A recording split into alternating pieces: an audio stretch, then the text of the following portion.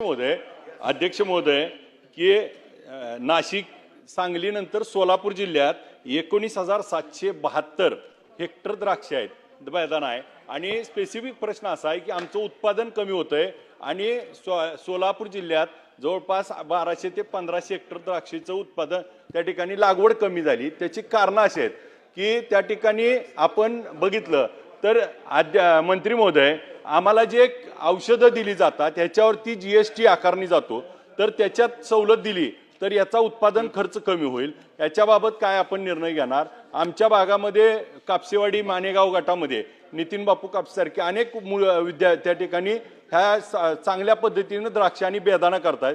आज 350 रुपयाचा भाव 200 रुपयावर आलाय का? तर आपण मगाशीपासून चर्चा करतो अध्यक्ष महोदय, अफगाणिस्तानचा बेदाणा चायना मार्गे भारतात येतोय, त्याच्यावर तात्काळ कारवाई होत असताना उत्पादन खर्च कमी करण्यासाठी ज्या आज औषधाच्या कंपन्या आहेत, एका कंपनीचं औषध 400 रुपयाला मिळतंय आणि दुसऱ्या कंपनीचं औषध 100 रुपयाला मिळतंय, ह्याची एक लेवल करणार का? आणि अध्यक्ष महोदय, हा आज बेदाण्यासारखा सेन्सिटिव्ह विषय आहे। आज शालेय पोषण आहारामध्ये आपण ऍड करणार होतो, याबाबत अनेक वेळा आश्वासन दिलं पण ते पूर्ण केलं नाही। बेदाण्याचा द्राक्षाचा शेतकरी खूप अडचणीत आहे। मनरेगामध्ये 5 हेक्टर पर्यंत आपण मर्यादा करता आणि त्याला लिमिट ठेवता, तर सरसगट सगळ्या द्राक्षवाल्यांना यामध्ये इन्क्लूड करावं एवढी विनंती करतो।